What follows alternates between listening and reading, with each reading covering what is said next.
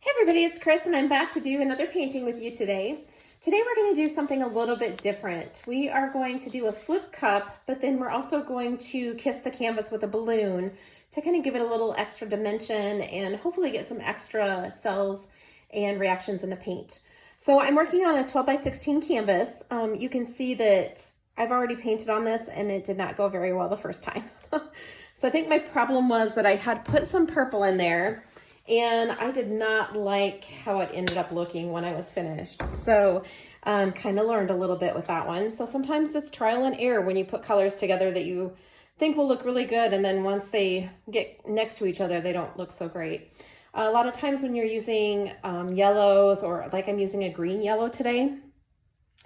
So a lot of times when you use like a yellow and a purple or a green and a purple, it can kind of make mud. So we're going to take out the purple and we're going to use the green yellow. I have deep magenta, and then I also have some metallic cobalt as well as my Artist Loft Flow Acrylic White. I'm using 3 7-ounce cups, and we're probably going to do about 12 ounces of paint for this. I'm going to go ahead and spray my cups with my WD-40 silicone spray, and this will just help to release the paint from the cups. I feel like I don't waste as much paint when I use this because it actually releases out of the cups itself. So I'm going to start with pouring white into each cup, and I'm going to do this a little bit differently than what you've seen me do in the past. I'm actually going to put the white in, and then I'm going to squeeze my colors down into the white base. A lot of times I'll do layered cups, but we're going to try this and see what kind of effects we get. So I'm going to start with the green yellow, and I'm just going to go ahead and squeeze some of that down in. And then my deep magenta. To make sure I have enough of that one. And then we're going to put in that metallic cobalt. I don't want to get too crazy with the cobalt because I don't want it to take over. And then we're going to come back with a little bit more white, and I'm going to add that from up high, because sometimes if you pour your paints up high, that also helps to create some cells in your cups. So that should be about the right amount of paint for this. And just pouring from up high again. And you can already see that we have kind of some cool stuff going down in there in the cup. So I will put my pouring medium recipe up in the corner so you can see what I mix my paints with. And we are going to start by flipping this guy over in the middle. And this one's going to go over here to the side, and this one's going to go to the side. So you can see that the paint is releasing. That's the reason I like to use the WD-40, because I feel like it helps the paint. I mean, it definitely helps the paint to release from the cups. And once I pull the cup, I'll show you, there's hardly any paint left in there. So now the WD-40 is a silicone. So if you are using that in your paintings, make sure that you are also cleaning your painting very well before you finish it, whether you finish it with varnish or whether you finish it with a spray clear coat. Make sure that you clean that very well because it is still silicone. I mean, it's not like when I've used silicone and dropped it from my little dropper bottle into the paints. It's not that concentrated, but there still is some silicone in there, and it will cause a residue on your painting. So you can see now that most of my paint has dropped down, and it's sitting down here at the base. I've already got some cool stuff going. So I'm going to start here in the middle, and I'm going to pull this cup up and kind of let it leak out a little bit at the top, and then I'm just going to pull it down to the bottom. Oh, I like those colors a lot better. Okay, so here's my cup. See, I hardly have any paint left. And part of that is because the reason it's here at the top, I didn't spray at the top, but you can see everywhere that I sprayed is pretty much gone. All right, and then I'm going to pull this one out. And again, it released almost all of the paint in there. And then let this one leak out a little bit and pull that one down. And again, looks great. So sometimes what I'll do is I'll take this last bit that's in the cup and I'll kind of put it up here on the corners just to kind of help fill that in and just to help get the paint to run a little bit. Okay, these colors are so much better than the first time. So you can see that I've got some bubbles. So I'm just going to go ahead and take my torch and pop those real quick.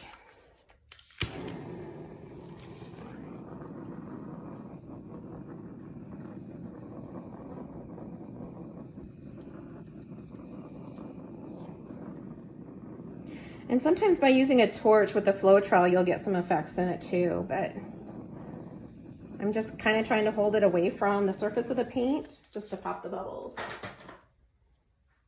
You can see that we've got some cool effects going kind of right over here. A lot of that, I think sometimes the Artist Loft Flow Acrylic White will definitely create some cells too. And just depending on what different colors you put it with. Now you can see over here, I kind of have kind of an ugly, like worm looking thing, if you will. I don't care for that, but as we tilt, that'll probably go away. So looks like I kind of have one creating over here too.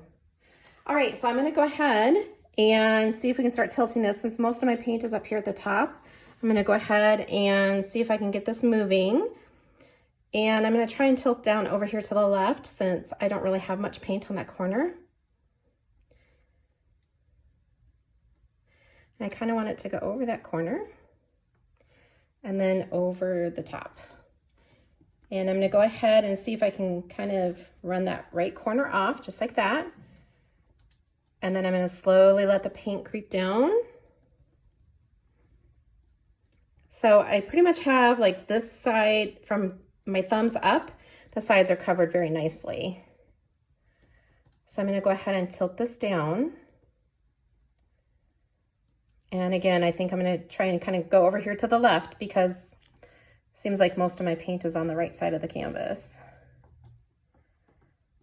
So I'm just gonna go ahead and let this run over here off the corner so that I can make this side look great and off of the bottom. And then I'm gonna go ahead and let the paint slide down here to the right.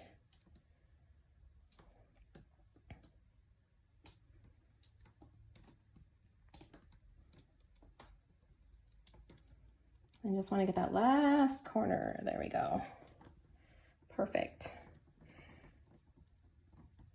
And now I'm just gonna kind of try to even out my paint a bit here and stretch it down towards the left so that I have an even amount of paint on the entire canvas. There we go.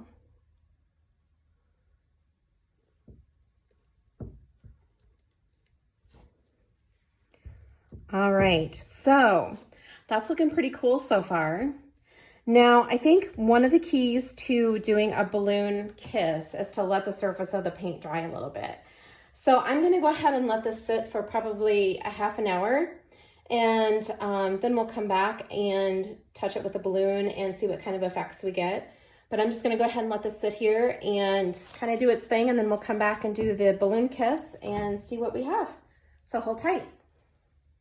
Okay guys, it's probably been about an hour since I poured this painting, and I did torch it while I waited, and I really got some cool effects. You can see all these little cells within cells that I have in various places.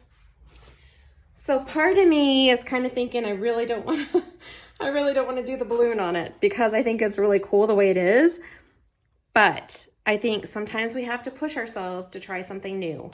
And that's what this was about, was trying something new. So we're gonna go ahead and do the balloon kiss on it, and hopefully I don't start crying. No, I won't start crying, I'm kidding. But hopefully it turns out, I'm hoping that it really brings some really cool effects to it. So I kind of think this might be a good spot to do a balloon just because it is a concentration of stuff. So let's start right there. I'm just gonna press down and bring it up.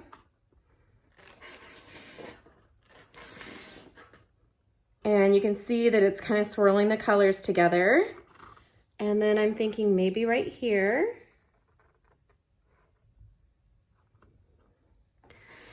So one of the reasons that you want to wait for the paint to dry a little bit is because if it's super wet, I don't think you're necessarily going to pull the colors up from underneath. So this was a high concentration of pink, but you can see that we pulled up some of the green yellow as well as the blue. And the same way here, we pulled some more colors up from underneath it. So I think we're going to put one right here.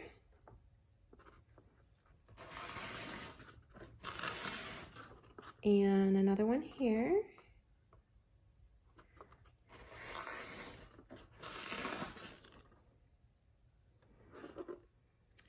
one here.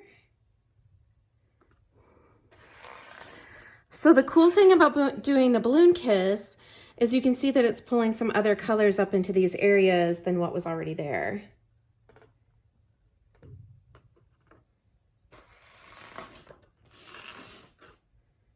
All right, and then I feel like we need one, like this area is not really super pretty.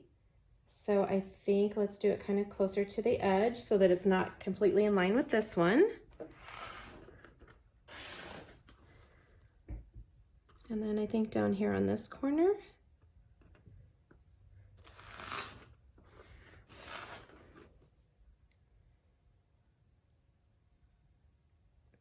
And perhaps right here.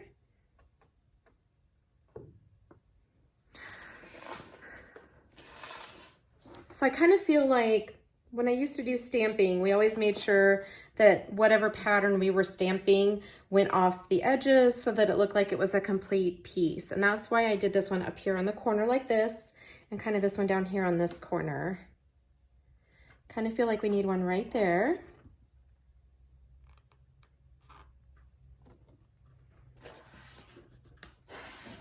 So I think for this painting, what it's doing is kind of creating maybe some softer effects in certain areas, which is kind of cool. All right, so this one down here didn't really give us that shape like these other areas have. And I'm wondering if maybe we should press one more time there. But you know what? I'm not going to do that because my fear is if I do that, it will end up not looking pretty. Let's do one more right here.